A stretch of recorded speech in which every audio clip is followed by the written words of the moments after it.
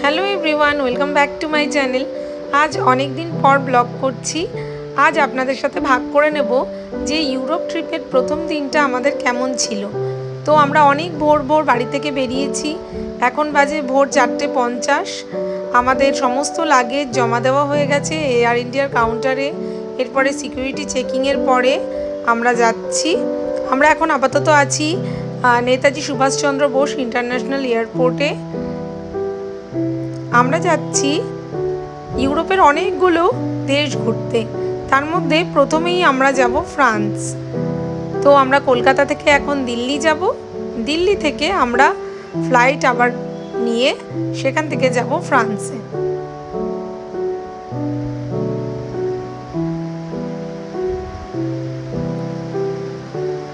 আমরা পৌঁছে গেছি দিল্লিতে।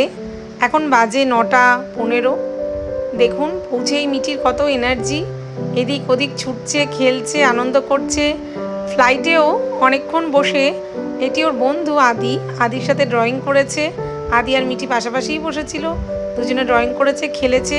নেমেও খেলা শেষ হচ্ছে না। ফ্লাইটেই আমাদের ব্রেকফাস্ট সার্ভ করে দিয়েছিল ওরা। এই আমরা নেমে গেছি দিল্লিতে ইন্দিরা গান্ধী এয়ারপোর্টে। এই জিনিসটি যে দেখছেন, এটা একটা হ্যান্ড কাফ। এটা কেনা হয়েছে মিঠিকে সবসময় সাথে বেঁধে রাখার জন্য। একটা দিক আমি হাতে বাঁধবো, একটা দিক মিঠির হাতে বাঁধা থাকবে। দেখুন এই আর্টওয়ার্কটা কত সুন্দর।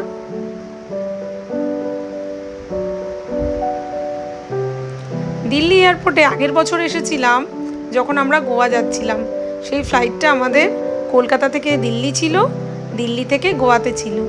এখন যাব আমরা সিকিউরিটি চেকিংয়ের দিকে। সিকিউরিটি চেকিং হয়ে গেছে, passport and security চেকিংটা complete.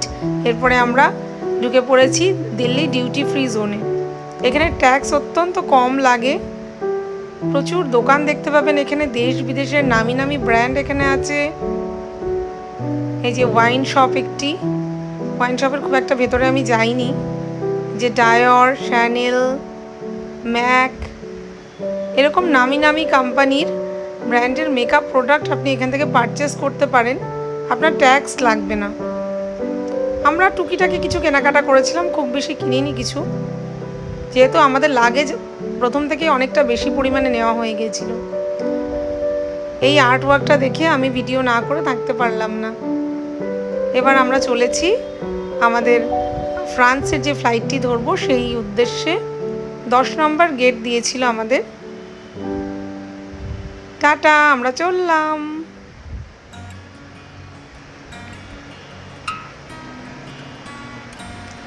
Mithi আর আদি ওইদিকে আগেই ছুট লাগিয়ে দিয়েছে, পেছনে পেছনে আমরা যাচ্ছি। এটি আমাদের ড্রিম ট্যুরই বলা চলে। আমরা প্রথমে যাব ফ্রান্স থেকে যাব বেলজিয়াম, লুক্সেমবার্গ, ওখান থেকে যাব সুইজারল্যান্ড থেকে যাব ইটালি। অনেক দিন থেকে অনেক প্ল্যানিং, অনেক স্বপ্ন দেখছিলাম এই ট্যুরটিতে যাওয়ার জন্য। অবশেষে সেটা সফল হতে চলেছে।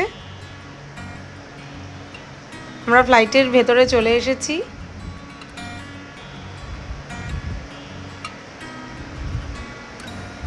আমরা মিডলের সিটগুলো পেয়েছিলাম, দুধারে যে দুদিকে উইন্ডো সিটস আছে ওগুলো আমরা পাইনি। এই যে মিঠি টিভি নিয়ে বসে গেছে, মিঠির ফেভারিট কার্টুন সেখানে সে পেয়ে গেছে। ফ্লাইটটি এবার যাচ্ছে কাবুলের ওপর দিয়ে। দেখুন কাবুলের যে পার্বত্য ভূমি, সেটি কত সুন্দর দেখতে লাগছে ওপর থেকে। পুরো সাদা মেঘগুলো দেখুন ভেসে ভেসে যাচ্ছে। আমি এ দৃশ্য খুব তাড়াতাড়ি গিয়ে ক্যামেরাবন্দি করে ফেললাম। সবাই সেই সময় উইন্ডো সিটগুলোর কাছে চলে গিয়েছিল ভিডিও করার জন্য। আমরা যেহেতু অনেক ভোর ভোর বেরিয়েছি, মিঠির ভীষণ ক্লান্তি আসছিল, মিঠি শুয়েই পড়েছে। এই ফাঁকে আমরা একটু টিভি দেখছিলাম, গল্প করছিলাম।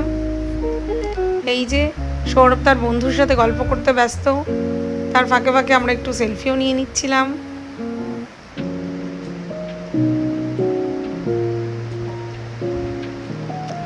আমার প্রিয় সিনেমা যাবই মেটটাও ওখানে পেয়ে গেছিলাম টিভিতে, সুতরাং দেখতে শুরু করে দিয়েছি।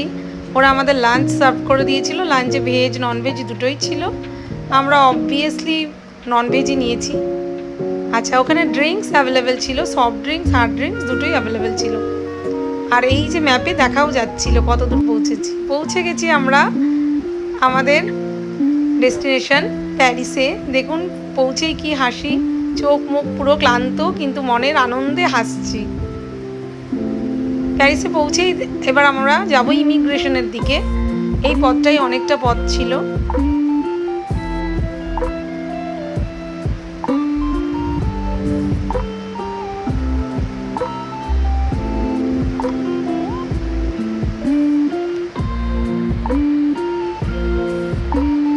এই যে দেখছেন আমার হাতে হ্যান্ডকাপের সাথে কিন্তু মিঠি বাঁধা আছে। ওই যে মিঠি দুষ্টুমি করছিল কিন্তু বেশি দূর যেতে পারছিল না, সব সময় মায়ের সাথে সাথে থাকতে হচ্ছিল। এবারই বাঁধলো বিপত্তি, সব ব্যাগ এসে হাজির, কিন্তু এলো না একটি মাত্র ব্যাগ। যেই ব্যাগটি হচ্ছে আমাদের খাবার ব্যাগ। ওর মধ্যে আমরা অনেক খাবার দাবার প্যাক করেছিলাম। এই যে দেখুন আমাদের ট্রলিতে সব লাগেজ এসে গেছে, শুধু খাবার ব্যাগ ছাড়া। এই যে এই নীল মেশিনগুলো দেখতে পাচ্ছেন এটিএম এর মতো, এগুলো রাখা আছে যাতে নিজেরাই নিজেদের বোর্ডিং পাসটা নিয়ে নেওয়া যায়। এবার বলি যে খাবার ব্যাগটা না আসার জন্য কি হলো। খাবার তো সে যায় যাক গিয়ে, 2-4টে খাবার যা শুকনো খাবার তুলেছি, কিন্তু ব্যাপারটা হলো খাবার ব্যাগটা আসতে দেরি করলো বলে আমরা আবার লাগেজ কাউন্টারে গিয়ে কথা বললাম। এই করতে করতে আমাদের অনেকটা সময় চলে গেল, এবং যার ফলে ইন্ডিয়া থেকে আমরা যে ক্যাবটা বুক করে গেছিলাম আগের থেকে, সেই ক্যাবটি ওরা নিজেরাই ক্যান্সেল করে দিল, দাঁড়ালো না এক মুহূর্ত, এবং আমাদেরকে একটা টাকাও রিফান্ড দিল না। আমাদের প্রায় 7-8 হাজার টাকা চলে গেল, ক্যাবের খরচাটা আমাদের বেকার গেল। ফ্রান্সের এয়ারপোর্টে নেমে একটা জিনিস লক্ষ্য করলাম, এখানে লোকজন মারাত্মক ফ্যাশনেবল, সমস্ত জামাকাপড়গুলো খুব সুন্দর, কিন্তু কেউ কারোর সাথে কথা বলে না ভাই, সব চুপচাপ যে যার মতো ব্যস্ত দৌড়চ্ছে। এই একটি টানেলের মধ্যে দিয়ে আমরা যাচ্ছি। এরকম বেশ অনেকগুলো টানেল সারা প্যারিস শহর জুড়েই আমার চোখে পড়ল।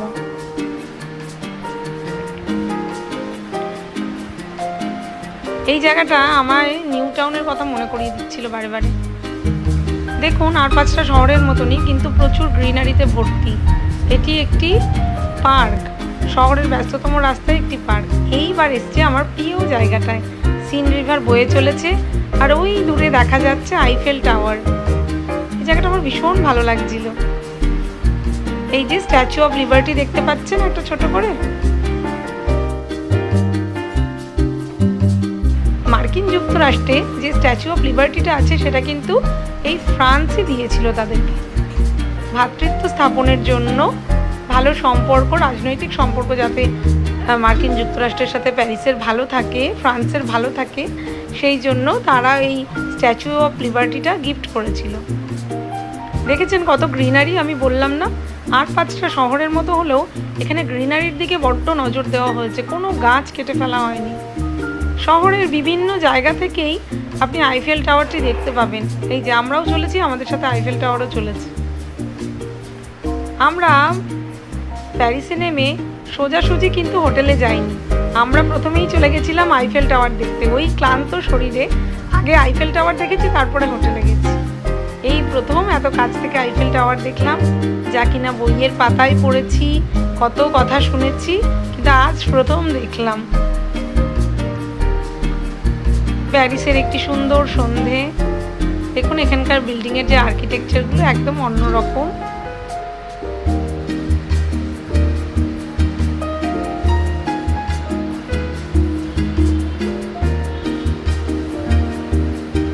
মনে মনে খুব আনন্দ হচ্ছিল যে অবশেষে পৌঁছে গেছি প্যারিস।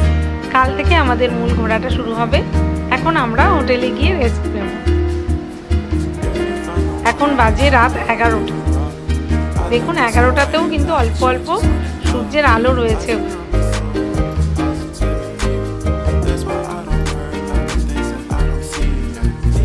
পৌঁছে গেছি আমাদের হোটেলে।